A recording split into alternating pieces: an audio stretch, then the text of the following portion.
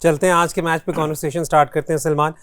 एक stand out feature जब भी हम 50 ओवर मैचेस की बात करते हैं, एनालाइज करते हैं, हम हमेशा बात करते हैं मिडिल ओवर्स की। कल भी हसन ने पॉइंट आउट किया, बहुत मतलब आई अप्रिशिएट जो उन्होंने इनसाइट दिया था कि दोनों टीम्स के जो स्ट्राइक रेट्स है बिटवीन द मिडिल ओवर्स और किस किस चीज़ को कहाँ पर इम्प्रूव करना, और हमने देखा वहाँ पर इवन दो बांग्लादेश की विकेटें काफ़ी गिर गई थी, वहीं पर उन्होंने रिकवर किया। लेकिन आज के मैच से अगर सिलसिले में बात करें तो one of the stand out features middle overs की है, वो ये है कि Afghanistan has probably some of the best middle over bowling in the entire tournament, and that obviously is the glaring thing. लेकिन आपने कल भी पॉइंट आउट किया था कि साउथ अफ्रीका के भी कुछ बैट्समैन ऐसे हैं जो स्पिन को बड़ा अच्छा खेलते हैं, तो उस एलैबोरेशन से स्टार्ट करें, then we look at the squads. Well obviously challenge tough है for the South African batters, but having said that हमने कल ये भी कहा था कि पिच किस तरह की है वो बहुत इंपॉर्टेंट होगा। कराची में which pitch will be unleash today. अगर तो वो 350 वाला ट्रैक जिस तरह पाकिस्तान ने जब चेस किया था तो स्पिन नलीफाई हो जाएगी, और अगर वो फाइनल मैच जो ट्राई नेशन का था उस तरह का ट्रैक हुआ जहाँ पे थोड़ी बहुत ग्रिप है, थोड़ा बाउंस में वेरिएशन है, तो फिर बैटर्स जो है ना they will have to rethink their strategy कि यार थोड़ा केयरफुल होकर खेलना है, क्योंकि राशिद खान को आप इजी तो नहीं ले सकते और ना ही उसके 100 पार्टनर्स हैं स्पिनर्स में। बट आई थिंक जो उनकी बॉलिंग में स्ट्रेंथ है वो उनकी बैटिंग में वनरेबिलिटी है। अगर आप इसको रिवर्स फ्लिप करें तो अफगानिस्तान की टीम में मिडिल ऑर्डर में बैटिंग में वो फंस जाते हैं। अगर उनके ऊपर वाले 3 में से कोई एक लंबा ना खेले तो फिर पीछे तकरीबन कुछ नहीं है। फिर बात दोबारा नबी पे आती है। उमर ज़ई इनकरेजिंग ज़रूर है बीच में, but then the batters have not responded. अगर आप उनके पिछले आईसीसी इवेंट्स को देखें तो टॉप 3 जब डोमिनेट करते हैं तो उनकी तरफ से एक बैटिंग परफॉर्मेंस आती है। सो आई गेस कि South Africa can see the openings, but it's about which pitch and where do they today they strike, कहाँ वो कर सकते हैं आज इन पे अटैक। यहाँ पे what do you think Fawad, what's the exact उनकी जो सिचुएशन है इस वक्त साउथ अफ्रीका की? उन्होंने पीछे पास में जो गेम्स खेले हैं, उन्होंने ट्राई नेशन खेली पाकिस्तान हमारे पास आके, वहाँ पे भी लूज़ किए उन्होंने मैचेस। उससे पहले जो वो खेलते आ रहे हैं 6 ओडीआईज उन्होंने पीछे खेले हैं, वो भी उन्होंने लूज़ किए हैं। जो बायलैटरल सीरीज़ खेली है, 4 बायलैटरल सीरीज में से 3 बायलैटरल सीरीज वो हार चुके हैं। अफगानिस्तान से वो बायलैटरल सीरीज हार चुके हैं। व्हाट इज़ द स्ट्रेंथ इस वक्त उनके पास? किस तरीके से वो लुक फॉरवर्ड करेंगे मैचेस को? उनको जो प्रॉब्लम आ रही है सेम जो हमें आ रही है बॉलिंग की, क्योंकि देखें 350 पे 350 करवा देना आसान नहीं होता। जहाँ तक इन्होंने भी बात की सलमान भाई ने कि स्पिन अगर 350 जैसा अगर वही ट्रैक है तो वो स्पिन वो हो जाता है, बट बॉलिंग का फ़र्क है उनके स्पिनर्स में और अफगानिस्तान के बॉलर्स में बहुत फ़र्क है। उनके पास देखें शम्सी हो गए, अगर उनको बाउंस ना मिले तो वो यूज़लेस हैं। राशिद खान हो गए, नबी हो गए और वो नूर हो गए, उनको बाउंस से कोई फ़र्क नहीं पड़ता। उनका बॉल वैसे भी नीचे रहता है, स्किड करता है, विकेटों में वो बॉल करते हैं, उनकी लाइन अच्छी है, उनको इतना आसान नहीं है हिट मारना। और अगर वो 350 रन कर जाएंगे तो वो तो साउथ अफ्रीका 100 रन से हराएंगे मैच।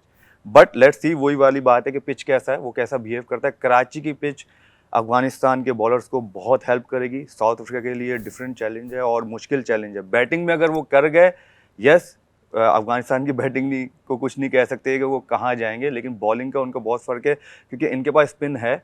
जब अगर आप साउथ अफ्रीका को देखें, जब से उनके पास इमरान ताहिर गए हैं जी, उनको बहुत फ़र्क पड़ा है। काफ़ी और पहले वो स्पिन पे रिलाई नहीं करते थे, वो सिर्फ फास्ट बॉलिंग पे करते थे, और अब भी वो वही कर रहे हैं। तो मेरे ख्याल से वो लेकिन अब उनका थोड़ी बहुत ही रिलायंस कदरें बेहतर हुई है। लेकिन आप कह बिल्कुल सही बात रहे हैं, क्योंकि हमारे पास यहाँ पे भी एक हमने डिटेल्ड असेसमेंट इसकी भी की हुई है कि ये जो सारी तमाम तर टीमें जो इस टूर्नामेंट में खेल रही हैं वो अक्रॉस 50 ओवर्स किस तरीके से अपनी स्पिन वर्सेस पेस यूटिलाइजेशन करती हैं। और ये हसन, मैं ये बात इसलिए यहाँ पे पॉइंट आउट करना चाह रहा हूँ क्योंकि कल आपने एक सबसे बड़ी जो अफगानिस्तान की वीकनेस आपके दिमाग में थी वो यही थी कि फजल फारूकी के साथ आप फील कर रहे थे कि वो उस किस्म की शायद पेस सपोर्ट नहीं है। लेकिन अगर हम यहाँ पे देखें तो predominantly obviously close to 60% of over utilization spin पर की हुई है अफगानिस्तान ने, जबकि South Africa is the team that probably in this मतलब after Australia it is the lowest जो अपनी स्पिन पे रिलाई करते हैं। लेकिन असल इसमें फिर एक आर्गूमेंट ये भी हो सकता है कि अफगानिस्तान के जिस किस्म के स्पिनर्स हैं वो पावर प्ले में भी और नए बॉल के साथ भी बॉल करने में उतने कंफर्टेबल हैं, तो शायद इस वजह से उनकी शायद रिलायंस इतनी ना हो। देयर इज़ नो डाउट कि उनके जो स्पिन अटैक है वो वन ऑफ द बेस्ट है इन द वर्ल्ड। और मैं ये समझता हूँ कि उनके लिए कंडीशन जो है वो मैटर नहीं करती, वो चाहे ऑस्ट्रेलिया में खेलें यहाँ पे खेलें। एक स्टैट्स हैं कि वाहद अफगानिस्तान की टीम के स्पिनर्स हैं जिनका बॉल मोस्टली हिट करता है विकेट को। सो जिस बॉलर का विकेट को बॉल हिट कर रहा है उसको कंडीशन की एज सच कोई ज़रूरत नहीं होती। तो ये is one of the best team as a spinner के, उनका जो बॉल है वो विकेट्स को हिट करता है, जहाँ से वो विकेट्स लेते हैं। लेग बिफोर भी वहीं से मिलेगा, बॉल भी वहीं से मिलेगा। अगर कोई प्लेयर जो है वो हिट मारेगा तो वो भी वहीं से चांसेस है विकेट के। लेकिन उन्हें अदर साइड अगर हम साउथ अफ्रीका की तरफ देखें तो हमें ये भी नहीं भूलना चाहिए कि उनका मिडल ऑर्डर में एक ऐसे भाई हैं कि जो स्पिनर को बहुत अच्छा खेलते हैं। आप क्लासिक भाईजान की बात कर रहे हैं या क्लासन भाईजान की बात कर रहे हैं या मिलर भाईजान की बात कर रहे हैं? नहीं, क्लासन भाईजान की बात कर रहा हूँ।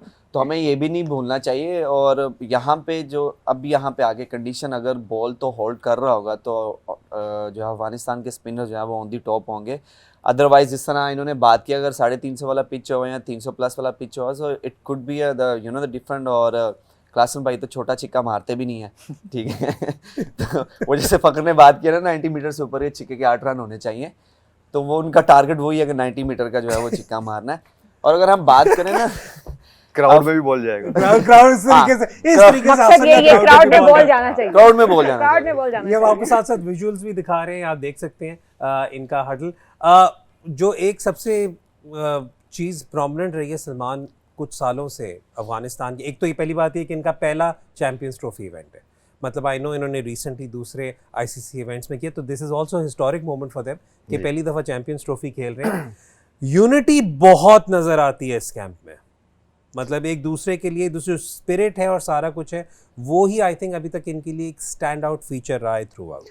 आई थिंक इनकी जो ये ड्रास्टिक राइज है, एक बड़ी कह लें कि इंस्पिरेशनल स्टोरी है इनकी इंटरनेशनल क्रिकेट में, क्योंकि ये लेट कमर्स हैं और उसके बाद जिस तरह ये छाए हैं वर्ल्ड क्रिकेट के ऊपर और आईसीसी इवेंट्स में जो इनकी परफॉर्मेंसेज हैं वो स्टैंड आउट करती हैं out of all the new Nations of younger Nations in cricket.